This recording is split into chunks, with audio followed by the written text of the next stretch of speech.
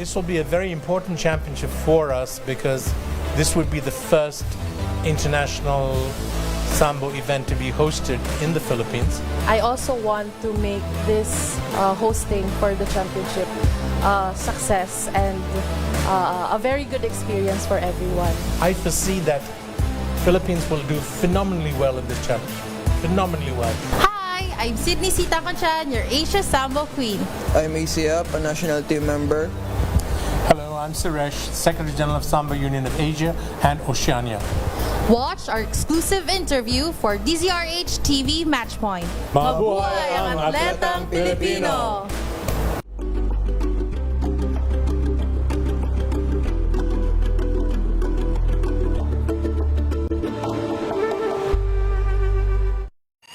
Mga balitang gigising sa inyong umaga. Mga balitang kailangan mong malaman. Mapapakinggan sa ACS Balita sa 2x2. Kasama sina Anthony Taberna at Jerry Baha. Lunes hanggang Biyernes.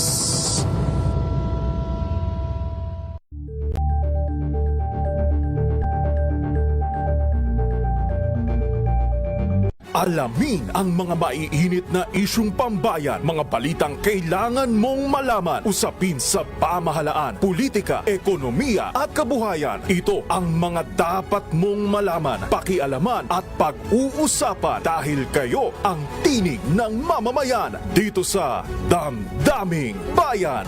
Live sa DZRH Radio, DZRH TV at DZRH Digital. Kasama sina Lakay, Deo Macalma at Elaine Apit. Araw-araw, Lunes hanggang Biyernes. Damdaming Bayan.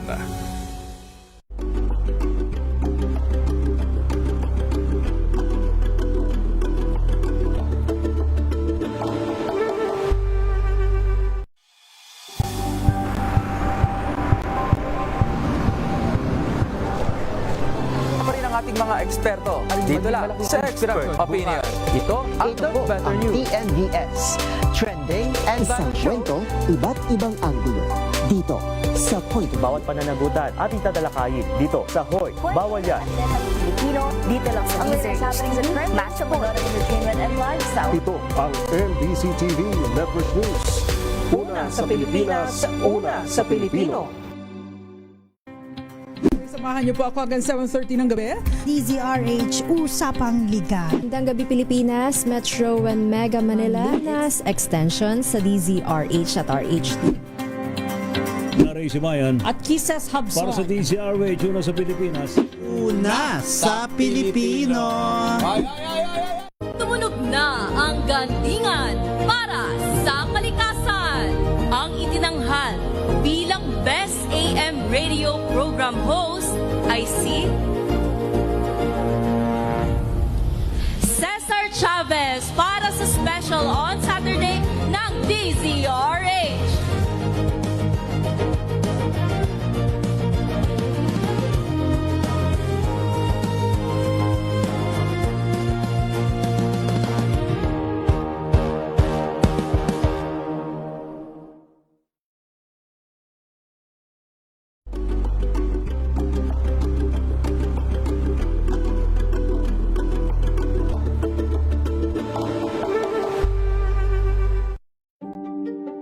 Buklatin ang mga pahina.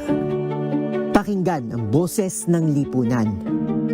Tunghayan ang mga issue mula sa ibang katayuan. Nakakalungkot kasi deserve ba namin ng ganito? Sana, hindi nila alam kung ano talaga yung kanilang mga karapatan. Yung gobyerno, tinulungan nila yung kanilang magsasaka. Pinapatahimik tayong lahat using various laws. Through education, kayang-kaya nating baguhin yung ganitong klaseng pag-iisip. Isang kwento, iba't ibang anggulo. Dito sa Point of View.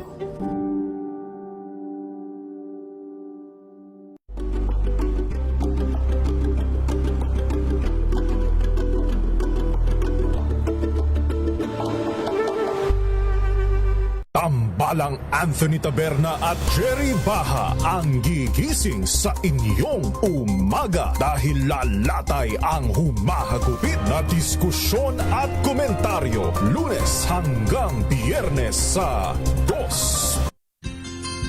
Mga karagdagang kaalaman kung paano malulunasan ng iba't ibang karamdaman. Tuloy po kayo sa programang Pangkalusugan, Lunas. Lunas. It's a Midweek Wednesday. Samahan niyo po kami for 1 hour at pag-usapan po natin ang ating kalusugan, pangangalaga ng ating katawan at pag-iwas sa iba't ibang karamdaman. Welcome na po sa programang Lunas sa DZRH at RHTV. Makakasama po Ella ni Bensal at ngayong gabing ito sasamahan nga rin po tayo ng ating pinagkakatiwalaang Professor of Surgery sa UP Manila at Surgical Oncologist sa Manila Doctors Hospital. I-welcome po natin Dr. Marco. Good evening at kumusta po? Hi, Eli. Kumusta? Kumusta ang inyong gabi at na-traffic ka rin na naman ba? Nandito lang ako all throughout, Doc. Wala naman akong traffic na na-encounter. Sana ikaw ay nakahinga-hinga na rin, ano? Matapos ang mahabang biyahe? O, na-traffic ng konti, pero buti na lang nandito na sa aking kilala. Salamat. Yes. Salamat at umabot ka, Doc. Kung hindi, kakabahan kami dito.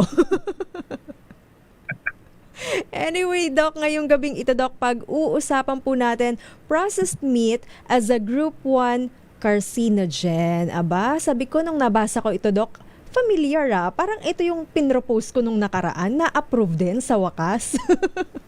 Siyempre, ikaw ang nanghiling So, pwede pag-usapan natin, di ba? Yes. So, understanding the WHO classification netong processed meat as a group 1 carcinogen, Doc, So, ano-ano nga po ba yung mga sinasama natin o kinakategorize natin dito sa group 1 carcinogen? Itong topic na to, maliban sa hiniling mo, naging hot topic, no? Although it was almost 10 years ago, October, no, ng 2015, nung in-announce ng WHO sa isang they have regular announcements at lumabas na classify nila yung processed meat, no, as a group 1 carcinogen, itong WHO. So, ano bang ibig sabihin nito? Ano ba ang group 1 carcinogen? Ito, ang group 1 carcinogen ay isang classification na ginawa ng IARC, no, or the International Agency for Research on Cancer, na ito ay based sa Lyon, France, no. So, one time Eli, sabihin mo na idala ka naman, sama mo ako sa Lyon, France. Ko alam kung saan yan no? And so itong IARC ay isang bahagi ng WHO or the World Health Organization, no?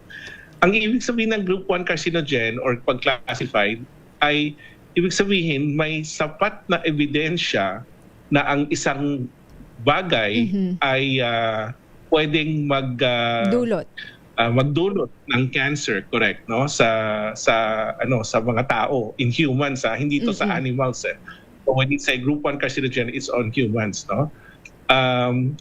At mas importante pa, itong group 1, no, ang ibig sabihin, no, malakas ang ebidensya. Hindi pinag-uusapan kung gaano kalaki ang panganib, no, or the magnitude of the risk. So again, ang ibig sabihin nito ay malakas ang ebidensya na nag-uugnay, no, dito sa processed meat at saka sa cancer, pero hindi nagsasaad ito ng gaano kalaki ang panganib. So ito ay isang malaking punto na hindi palaging malinaw, no, sa ating publiko, no. So for example, kung pinag-usapan natin ang paninigarilyo at processed meat, no, silang dalawa ay group 1 carcinogen, no. Kaya lang ang pagkakaiba ay hindi pareho ang antas ng panganib, no. dito sa paninigarilyo at saka sa Pagkain ng processed meat. Oo. Correct. Ang paninigarilyo ay talagang mas malaking naidudulot na panganib. Yung antas ng panganib niya at responsable to sa maraming cancer, no? Kumpara sa processed meat, no? So itong pagkain ng processed meat ay mas mababa ang panganib. Bagamat malakas ang ebidensya, no? Malakas ang ebidensya na talagang ito ay malaking kaugnayan sa cancer. At pag sinabi nating processed meat, Doc, ito yung mga paborito nating kainin sa agahan, sa merienda, 'di ba? Yung mga hotdog, bacon, tocino, 'di ba? Corn beef. Ay, nako. Ayan. Don't start, no? At ito ay ang pinaka masasarap na pagkain na ating madalas na kinakain, no? Katulad ng sinabi mo, bacon, ham, hotdog, longganisa, sausage, salami, pepperoni na ng ingredients, no, ng pizza, corned beef, di ba? At mga pagkain, mga meats, no, na associated natin with the deli, no, yung usual na tinasabi natin delicatessen or deli meats, no. So itong lahat na to ay tinatawag o tinataguri ang processed meat. Ano bang processed meat? Ang processed meat ay karne na dumadaan sa sige, unti-unti nating isalin sa Tagalog. Sige, sasabihin ko yung English, ikaw magsasabi kung anong ibig sabihin, anong Tagalog ito. Okay, itong process na to ay tinatawag na salting. Salting. Salt. Inasinan. No? Ano no? Inasinan. Inasinan or pag-aasin, di ba? Okay. Curing. Curing. Hinilong. Curing. Hinilong. Ang gulo mo namang magsalin eh. Ang curing ay parang preserva, di ba? Or preservation. Okay. How about fermentation? Paraan din to ng pag-preserve eh. Nakalimutan ko yung termino sa Tagalog eh.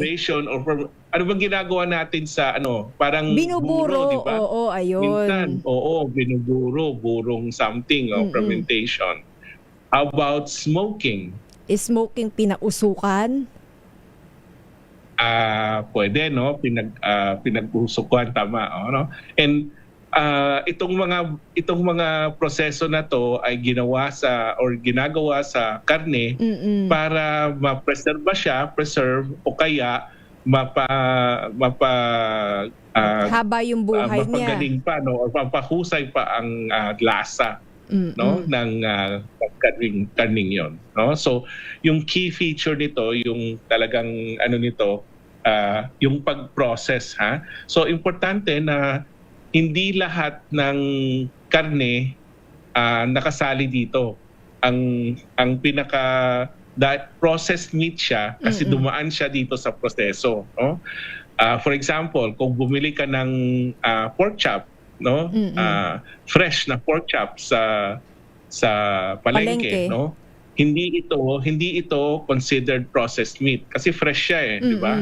Yung bagong katay, di ba?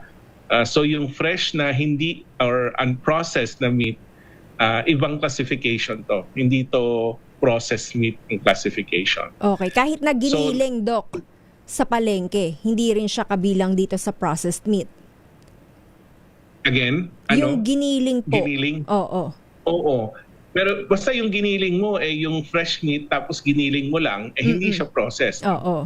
Yung ground beef, kung ground fresh meat na pork or beef, hindi siya yung ginagawang burger, di ba?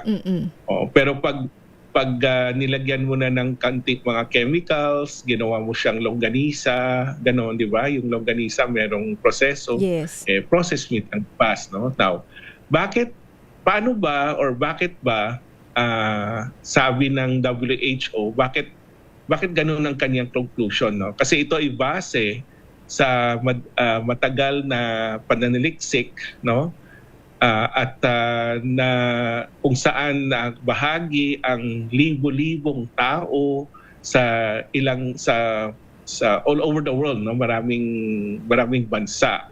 At ang itong mga pananaliksik or itong mga study nakita consistent, no, na nakita na ang pagkain ng maraming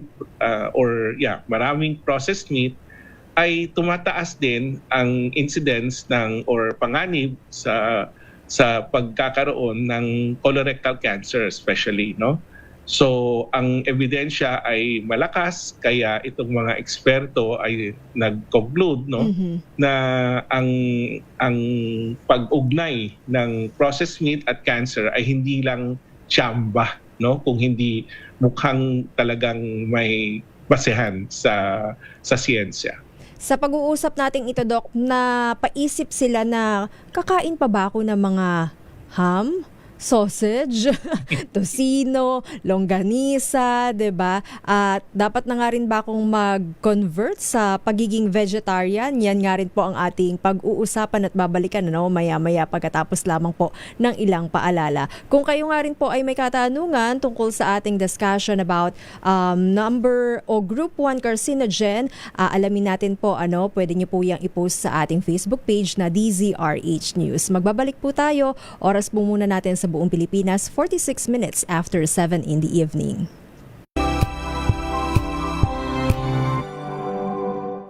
Maulan man, no worries na amoy kulog ang damit. Charm Fabcon, bangong kumakabloom, tanggal amoy kulog sa bango ng Charm. Kaya gamit ko, Charm Fabcon with Bloom Fresh technology. Kills 99.9% of kulog-causing bacteria. May aroma burst pa of thousands of flowers and berries. Ang sampay sa loob, no amoy kulob. Bangong kumakabloom sa Charm. Charm Fabcon. ACS. Tinesting, sinuri, siniyasan. Ang resulta, super effective ang Shield sa pagpatay ng bakterya at virus. Shield Antibacterial Soap. Believe ang mga eksperto sa Philippine Nurses Association. At si Mami, Tiwala ako sa Shield. Shield Antibacterial Soap. Napatunayang mabisa. Ang mga nurse, tiwala. ACS.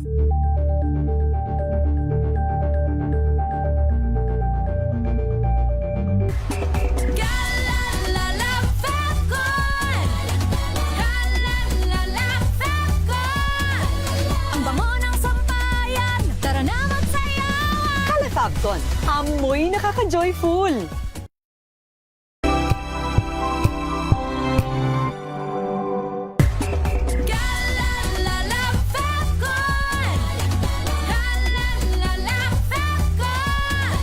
Ang bango ng sampayan, tara na magsayawan. Kala Fabcon, amoy nakaka-joyful.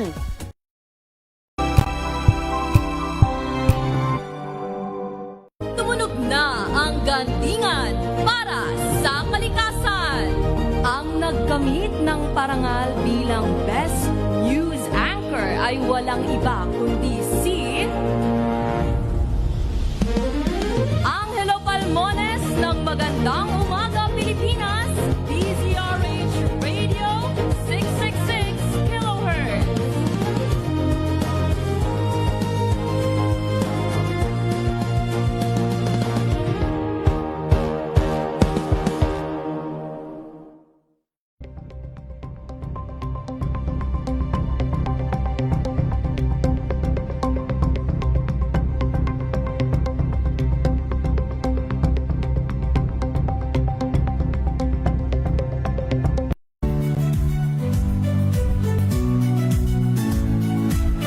Magandang araw mga kaibigan.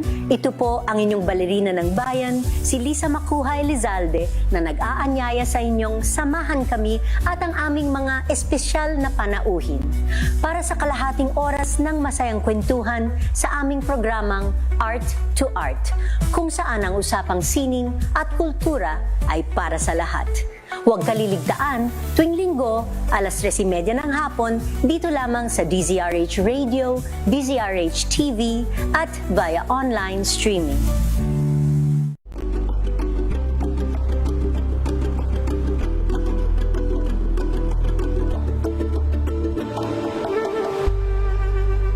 We've got you covered.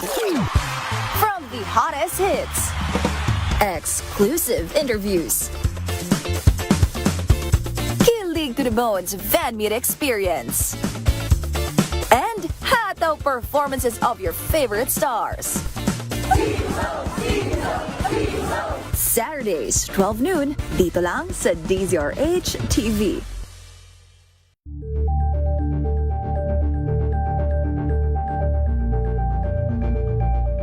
Curious ka ba sa maraming bagay?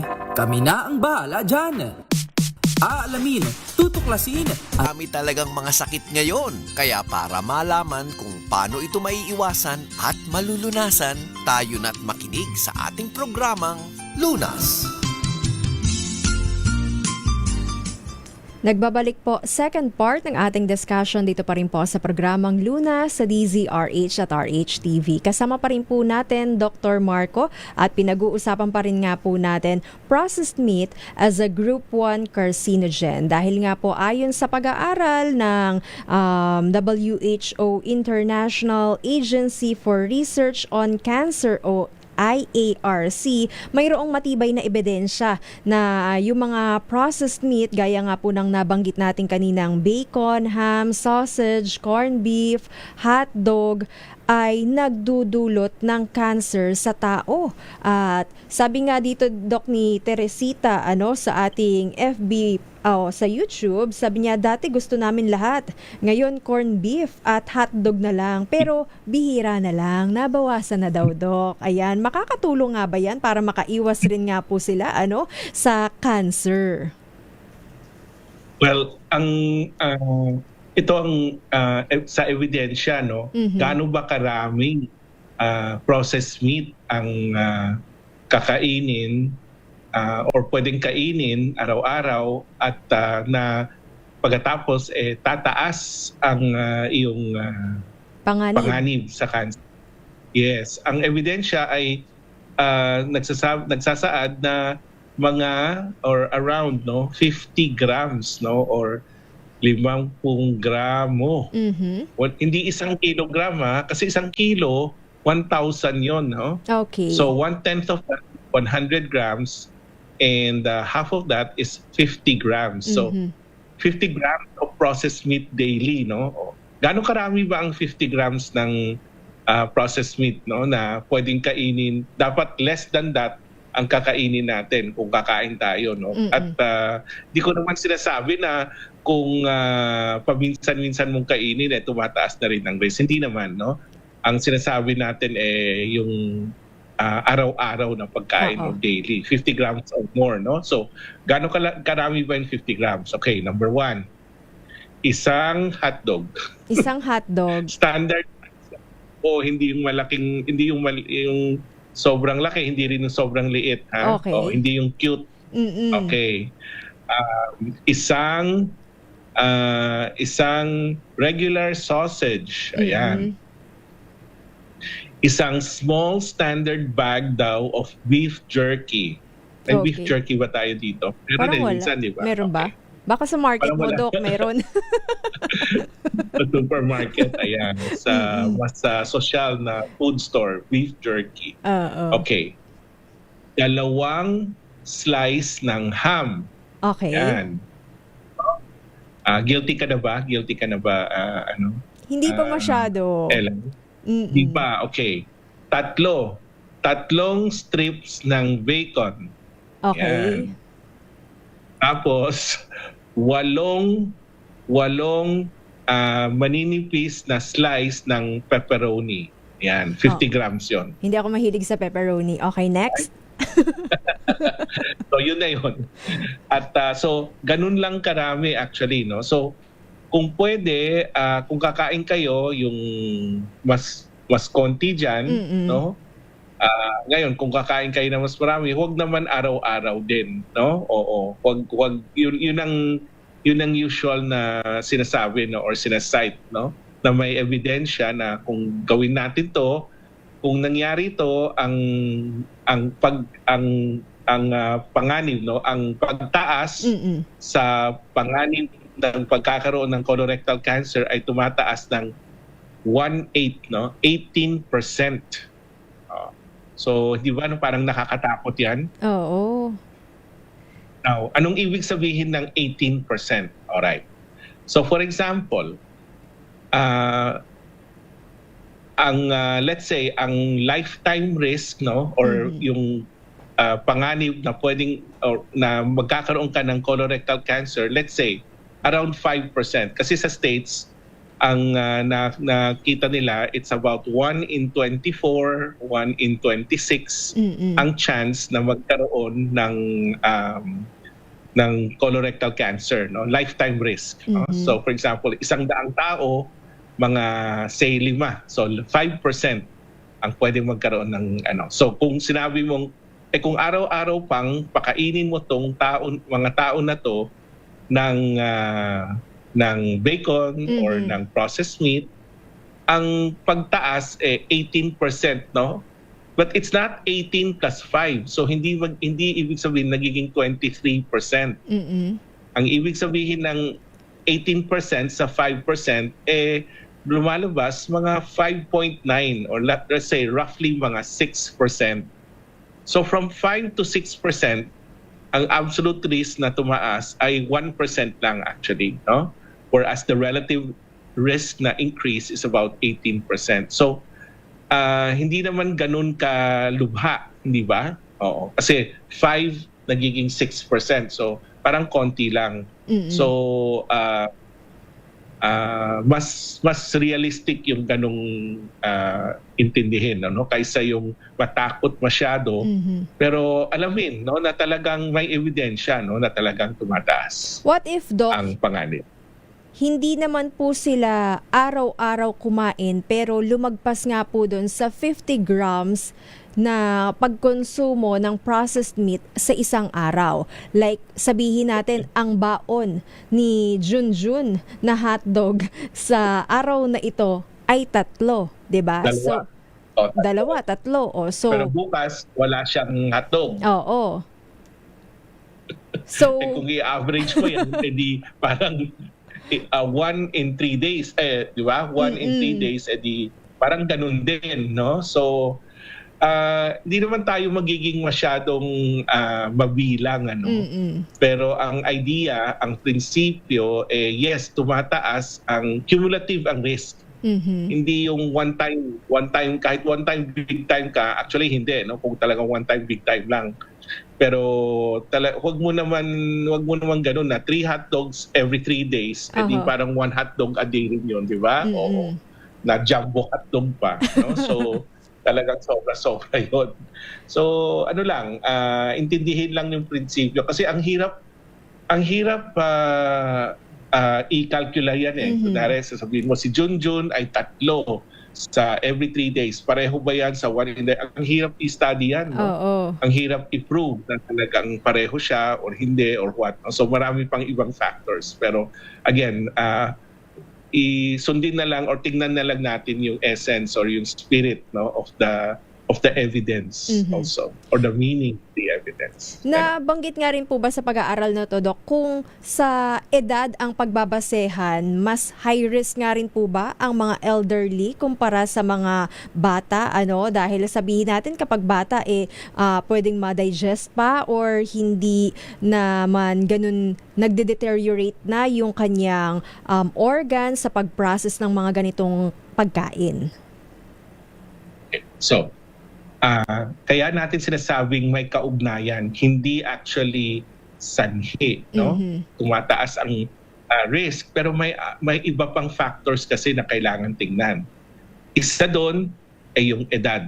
Yes, nakikita natin habang tumatanda, tumataas ang risk, no? So it has to do something with aging rather than yung pagkain ng processed meat. Although kung sasabihin mo, ang mas may edad na kumakain ng processed meat, mas matagal siyang kumain, correct? Mas Oo. marami siyang Nakonsumo. taon or mas marami siyang kinain na konsumo, correct, no? Na konsumo kaysa yung bata-bata, no? Pero other than that, may iba pang factors kaya nga kailangan tingnan talagang kabuuan, no? Pero yes, yung data shows that yung mas may edad, mas mataas ang risk. On the other hand, we had an episode, no, I don't know how many months ago, siguro mga 2-3 months ago, na nakikita natin ang trend, no, na bumababa ng konti ang mga mas may edad na nagkakaroon ng colorectal cancer kumpara sa taas ng bilang ng mga younger, no, or less than 45 years old when we talk about colorectal cancer. So pwedeng mag-iba ang statistics, no, pero overall, yes, mas mataas pa rin ang bilang ng mga may edad na nagkakaroon ng cancer kaysa sa mga mas bata-bata. Pag-usapan rin naman po natin, Doc, kung ano nga rin po ba ang pinagkaiba ng relative sa absolute risk. Yan nga po ang ating babalikan maya-maya. Oras po muna natin sa buong Pilipinas, 1 minuto makalipas ang 8:00.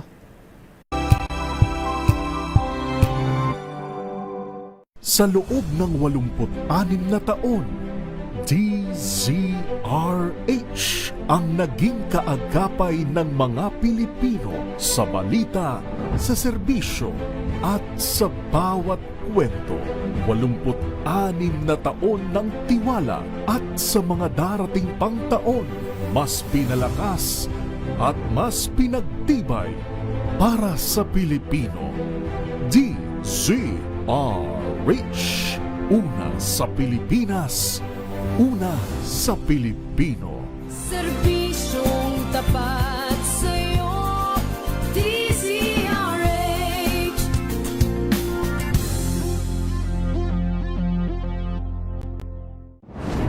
Kung good vibes ang hanap mo, dito ka na sa Sigurado!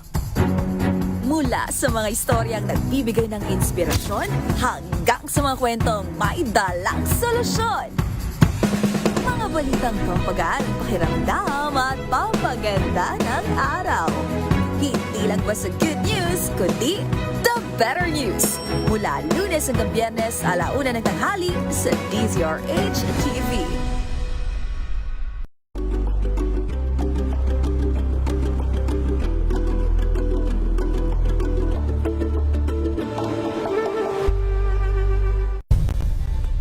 Nagsimula sa pangarap hanggang sa maabot ang tagumpay. Iba't ibang kwento, iba't ibang mukha ng atletang Pilipino. Mas pinatindi, mas pinalakas, at mas pinaaksyon sa Match Point tuwing Sabado, 12:30 ng tanghali sa DZRH TV.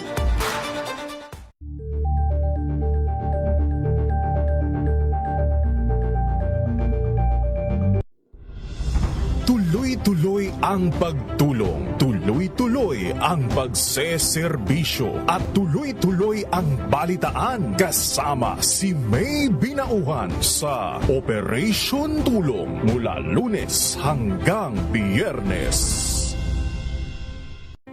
Angel po si Angelo Palmona sa giiwan sa inyo ng isang magandang umaga. Maraming salamat. Life goes on! Good morning, Lakay! Good morning, Sister Ann. At good morning! Magandang mainit na umaga. Angel po si Angelo Palmona sa giiwan sa inyo ng isang magandang umaga. Maraming salamat. Pilipinas, una sa Pilipino.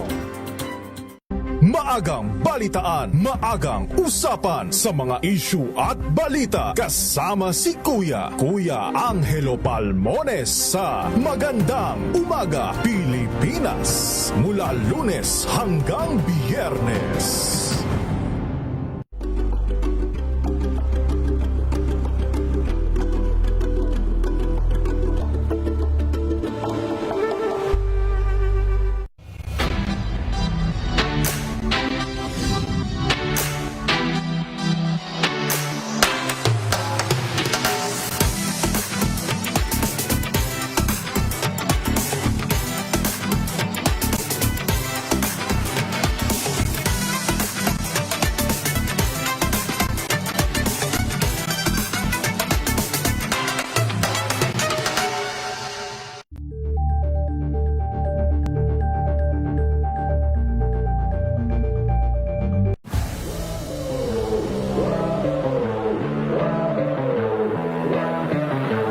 this will be a very important championship for us because this would be the first international Sambo event to be hosted in the Philippines. I also want to make this hosting for the championship success and a very good experience for everyone. I foresee that Philippines will do phenomenally well in this championship. Phenomenally well. Hi, I'm Sydney Sita Conchan, your Asia Sambo Queen. I'm ACF, a national team member. Hello, I'm Suresh, Secretary General of Sambo Union of Asia and Oceania. Watch our exclusive interview for DZRH TV Matchpoint. Mabuhay ang atletang Pilipino! Good Better News. Una sa Pilipinas, una sa Pilipinas. NBS, trending and variety show nakahandang Sa ating balitan mga kaibigan sa Rapido Hot public service. Kalusugan, lunas, lunas.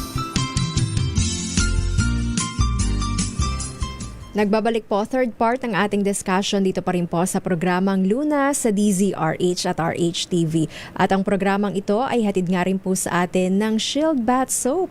Para nga po sa mga kakauwi rin lamang ng kanilang tahanan, ugaliin pa rin po na maghugas ng kamay at maglinis ng buong katawan gamit po ang Shield Bath Soap. Ang Shield Bath Soap ay galit sa sakit at may malasakit at sulit na sulit gawa po sa atin ng ACS. Sa pagpapatuloy nga po, Dok, ng ating discussion para sa mga kakatune in rin lamang, pinag-uusapan po natin processed meat as a group 1 carcinogen. At alamin natin muna ngayon, Dok, kung ano nga po ba yung rason kung bakit nagiging carcinogenic ang mga processed meat na ito.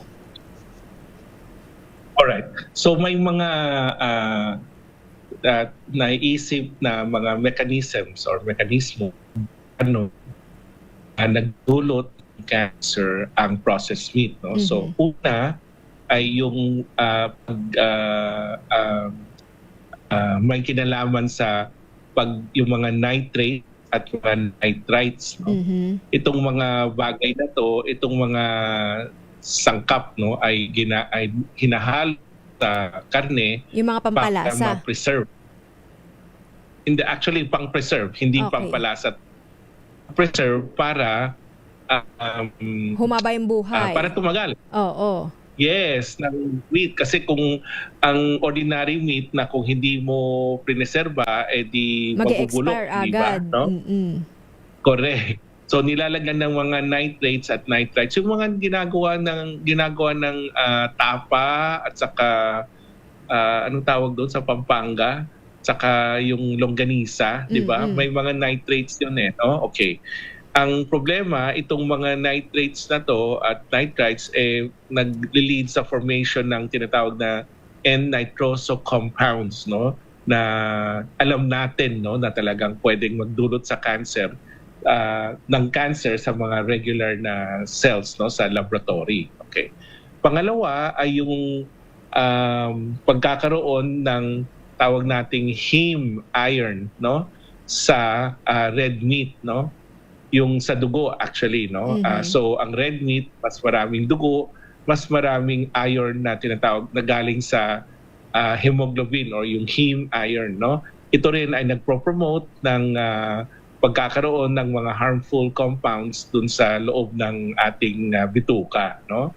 Pangatlo ay yung processing method, no? At yung pagluluto, no? For example, sige, ito na yung ito ulit, no, ang isasalin mo, Eli. Mm-hmm. So, ang mga processing methods katulad ng smoking. Anong smoking? Ayun, yung kanina pinausukan. Sige, ano ang frying? Prito. Ayun, grilling. Grilling, ihaw. Ihaw? Sige. How about charring? Charring? You know, charring. Charring. Char? Oo. Anong charring? Pinagamitan ng yung uling? Charcoal? Hindi. Well, charring na niluluto mo hanggang maging lutong-luto, di ba? Mm-hmm. At almost nasunog na yung isang parte ng meat. Masarap yan, di ba? Sa barbecue. Minsan pinapa-itim natin, nagiging char, di ba? Charred. So itong going mga to charcoal na nga, Dok. itong mga paraan ng pagluluto natin ay pwedeng magdulot ng heterocyclic amines at saka polycyclic aromatic hydrocarbons, no, na yan sa laboratory ay nagdudulot ng medyo pwedeng magdulot ng cancer. Okay. So ito ang mga mas safe na paraan ng pagluluto. Okay. Steaming. Steam. Paano ko tatagalugin? Siyempre, edi steam, pag singaw, hindi ba? Ayun, oo. Tingnan mo. Gusto mong i-Chinese ko mamaya. How about boiling? Boiling, pinakuluan. Yan. Mas safe to ha. Ito yung mga mas safe. Oo. Poaching. Poach. Ayun lang, di ko alam sa Tagalog. Actually, tinignan ko rin to sa sa Google Translate Ang sinulat man pa man din poaching rin. Oh. Sa Chinese? How about ito alam na sa Chinese. How about ito, alam mo to. Microwaving. Ay, walang Tagalog yan. So, microwave din, no? So, itong mga paraan ay mas safe na pagluluto, no? Na mas hindi nagdudulot ng processed yung mga chemicals na sinasabi natin. So, i-clarify lang natin, Doc. Yes. Yung sa microwave, safe rin siya na paraan ng pagluluto? Yes, mas safe. Again, mas safe. No? Mas safe, okay. Correct. No, kasi hindi siya lalo na kung hindi sobra, no. Huwag naman sobra, no? Kasi again, itong yung mga pagprito, pag-usok, no, at saka pagluto na parang barbecue na sunog, yan ang mga mas may ugnayan, no, sa cancer. Kahit na, Doc, yung paraan ng pagluluto natin, like sabihin natin yung pagprito, pag-ihaw, moderno na, yung may tamang temperatura ng ina-achieve, ay hindi pa rin ligtas. Correct, no? Again, cumulative naman lahat yan Saka kung ano yung, kasi kung kahit i-boil mo pero processed meat naman, for example, sabi natin, di ba, kanina longganisa. Hindi mo nga prinito, hindi mo rin na-grill or sa uling, no? Binoil mo lang, processed meat pa rin siya, correct? Oo. So, again, so itong pagluto, may kinalaman, yung meat mismo, no? Kung paano prinoseso, may kinalaman. Okay. So, puntahan na nga natin yung naiwan natin katanungan kanina, Doc, yung pinagkaiba ng relative sa absolute risk. Well, na-explain natin to kanina, sinabi natin yung 5%, di ba? So, kung ang studies show that there's an 18% increase, but 18% plus 5 does not mean ang absolute risk kasi ang lalabas niyan is 23. Okay. Pero hindi yun ang absolute risk. The absolute risk, kasi 18% is a relative risk. So yung 18% is 18% of 5%. So it comes out to be around 5.9 or around 6% lang. So the absolute risk is about 6% rather than 23. So yun yung absolute risk, but ang relative risk na increase ay 18%. So mas dramatic syempre yung relative risk kumpara sa absolute risk, no? So the absolute risk is usually smaller and ang absolute risk ay yung totoong risk talaga kung gaano kataas ng percentage ng panganib na pwedeng maidulot, no, ng itong mga problemang ito.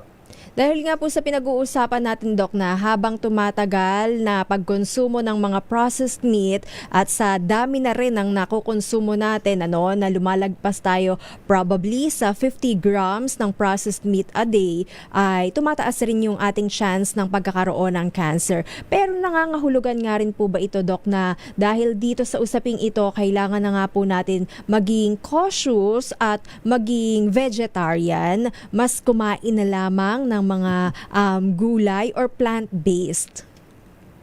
Okay. So kung ang tanong mo ay dapat na ba tayong hindi kumain ng processed meat altogether o completely? Ang sagot hindi naman, no? Ang ating rekomendasyon, public health recommendation, ang focus generally ay pagbaba, no, ng pagkain nitong mga bagay nito rather than i-demand natin na dapat walang or hindi dapat kumain, no? So sinasabi natin na ang mas mataas na benepisyo ay yung pattern mo ng pagkain, no? At yung lifestyle habits mo ma-change, no? So for example, sinasabi natin, yes, eat more vegetables and fruits, no? And meats that are yung fresh nga rather than processed, no? You avoid all these things, no? Rather than complete avoidance, yung lifestyle change or yung habit ba, yung patterns, mas magandang gawin. Hindi naman natin sabihin na lahat tayo mag-vegetarian na lang, no? Hindi rin gano'n. Kasi minsan marami rin kasing mga nutrients na nakukuha natin na wala sa gulay. So kung puro gulay, dapat may magsusupplement ka pa rin. Alright. Okay, pag-usapan nga rin po natin, Doc, yung iba pang factor na nagko-contribute sa colorectal cancer at even sa stomach cancer, ano? Dahil maaari nga rin pong maapektuhan ang ating tiyan nito sa pagkain ng mga processed meat. Yan po ang ating babalikan maya-maya dito pa rin po sa programang Luna sa DZRH at RHTV.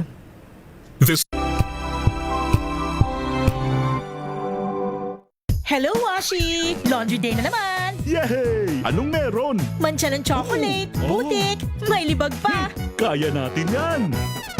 With Pride Washing Machine Detergent, may triple stain-away formula. Tanggal ang makapit, madikit, at malupit na dumit mancha. Kaya easy-easy ang labada. Mula noon hanggang ngayon! All you need is pride! All you need is pride! ACS. Wow, ang saya. Isang barangay na labada, puro mancha pa. Goodbye, pahinga. Mommy, isang laba lang yan sa Pride Bar Blue. May powerful stain-away enzymes na malupit sa dumit mancha. At di masakit sa kamay. Isang laba lang yan. Hello, pahinga. Hello, Pride Bar Blue. ACS. May nagbago. May arte? May budget? Akala nyo lang yon. So solid. White Rose Papaya, wow, White Rose. White Rose Papaya, wow, White Rose. White Rose Papaya. May glow up with White Rose Papaya. White Rose Papaya. May puti power times 2 kasi may papaya at niacinamide. May shea butter and tea tree oil pa. Kutis sulit ang glow up. Glow up with White Rose Papaya. White Rose Papaya. Kutis sulit ang glow up. ACS.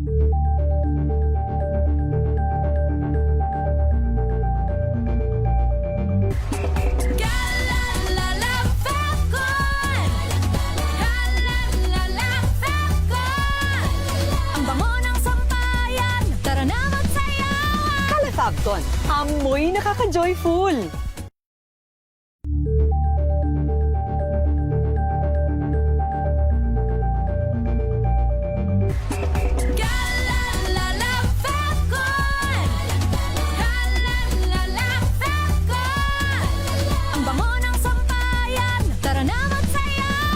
Calefabcon, amoy nakaka-joyful.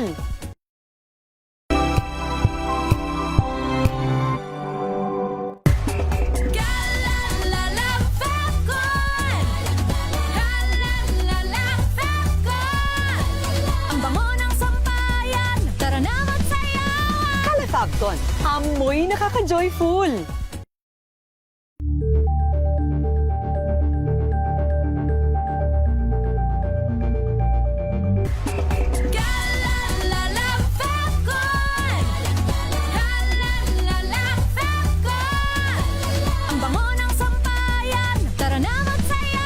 Calefabcon, amoy nakaka-joyful.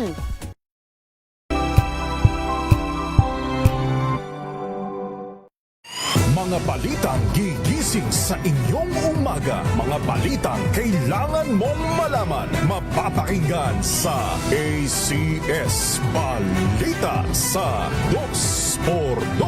Kasama sina Anthony Taberna at Jerry Baha. Lunes hanggang Biyernes.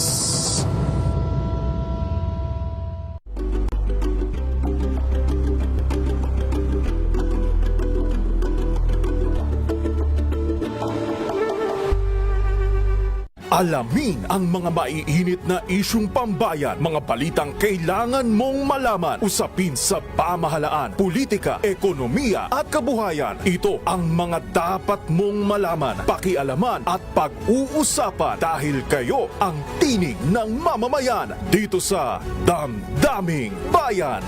Live sa DZRH Radio, DZRH TV at DZRH Digital. Kasama sina Lakay, Deo Macalma at Elaine Apit. Araw-araw, Lunes hanggang Biyernes. Damdaming Bayan.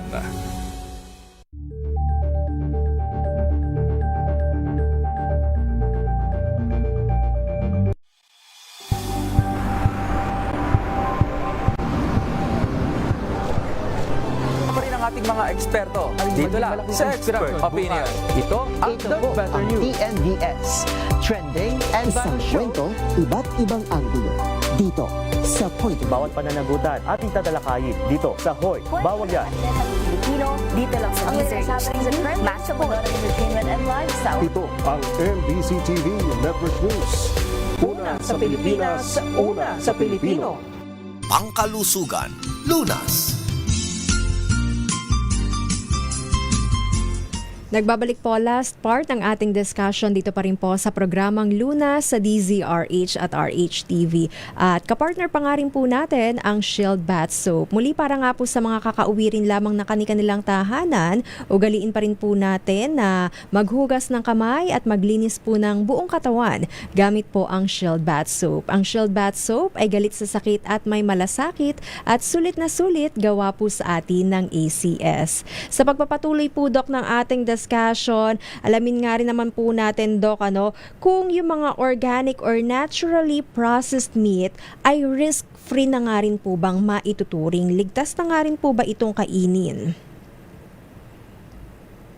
So, hindi automatic na pag nag-label na organic or naturally processed meats na wala na siyang cancer risk, no? Mm-hmm. So kailangan nating mas maganda manuri, no, sa ating kakainin na meat, no? Kung paano ba talaga na process, no? Kasi minsan sasabihin organic pero na process rin, no? Or iba rin ang proseso ng ginamit, at i-review natin, no, yung ingredients, no? So ingat lang, hindi natin pwedeng sabihin na completely walang cancer risk. Mm-hmm. And speaking of cancer, Doc, ano pa nga po ba yung iba pang factor na maaaring mag-contribute sa colorectal cancer at sa stomach cancer? Well, we always, ang stomach cancer, actually, the good thing about stomach cancer, hindi ganun kataas ang risk. Mm-mm. Or hindi ganun karami rin ang natin nakikita. Pero yes, ang colorectal naman, cancer, on the other hand, talagang mas marami, no? And we've noticed this throughout the years, ha? Ang colorectal cancer ngayon, second most common cancer na natin, no? Dati, siguro pangatlo, pang-apat lang sa siya. Pilipinas, So tumataas ang risk. Whereas ang stomach cancer, parang hindi naman ganun tumataas. In fact, at least sa PGH, no, yung aming experience, no, nung nasa training ako, ang dami naming nakikitang stomach cancer. Parang itong times na to mas konti, no? So in fact, nami-miss na namin yung pag-opera ng stomach, no, kaysa yung colorectal cancer. But anyway, ang importante yung as you mentioned, no, may ibarang, aside from processed meats, no, maraming actually mga ibang factors aside from diet. So there's smoking, yung pag-inom ng alak, pagtaas ng timbang, yung walang exercise, no, or physical inactivity, family history, age, no, at saka certain mga inherited conditions na importanteng maintindihan, no, or makita na pwedeng mag-apekto sa panganib ng cancer, no, or colorectal cancer. And that's why kung kung titingnan mo to, very important makita natin yung preventive, no, paano ba natin maiwasan. So bago isa tayo sa siguro, mga Doc, bago siguro tayo pumunta dun sa pag-iwas or yung prevention, is there any manifestation or yung mga signs and symptoms maipaparamdam ba, Doc, yung colorectal cancer kung sakali nga pong napadalas yung pagkain natin ng processed meat?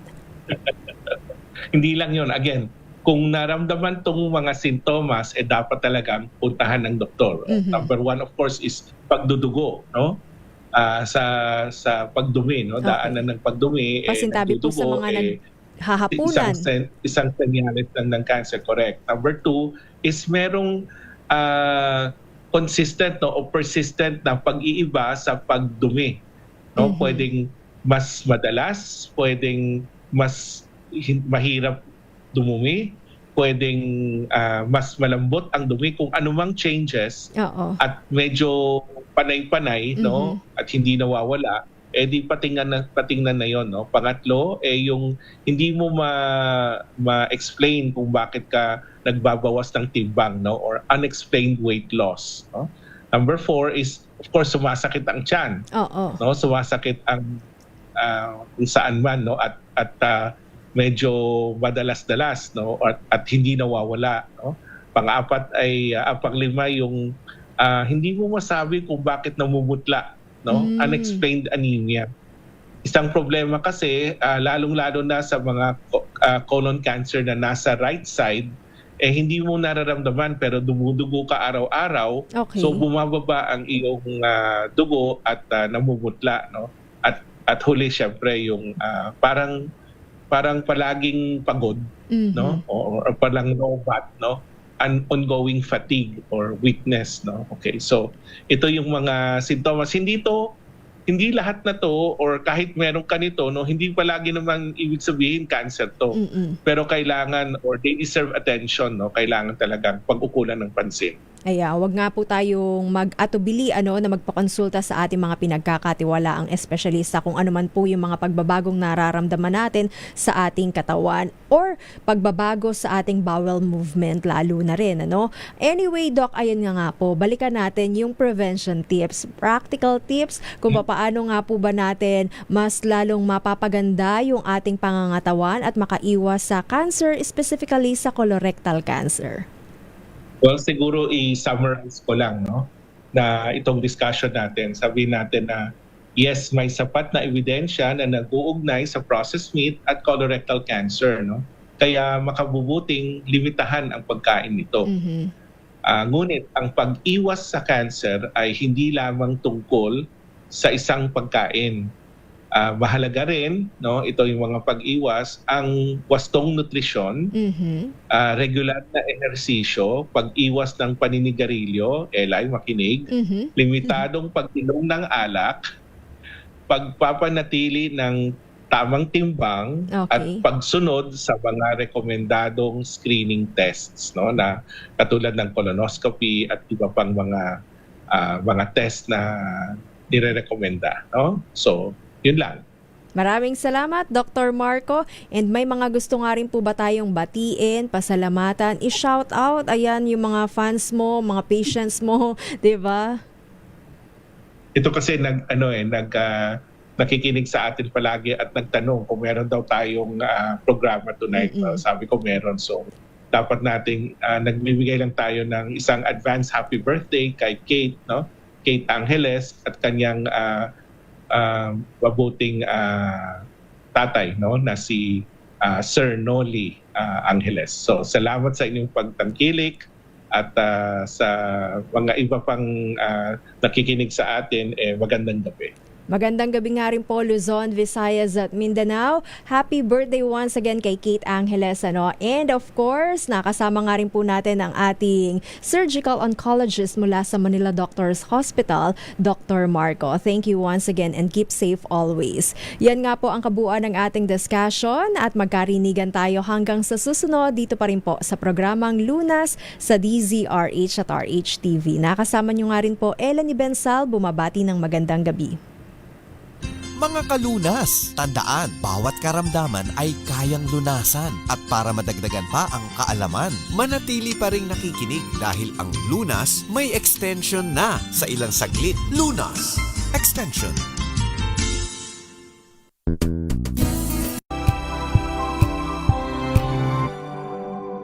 Sa loob ng 86 na taon, DZRH ang naging kaagapay ng mga Pilipino sa balita, sa serbisyo at sa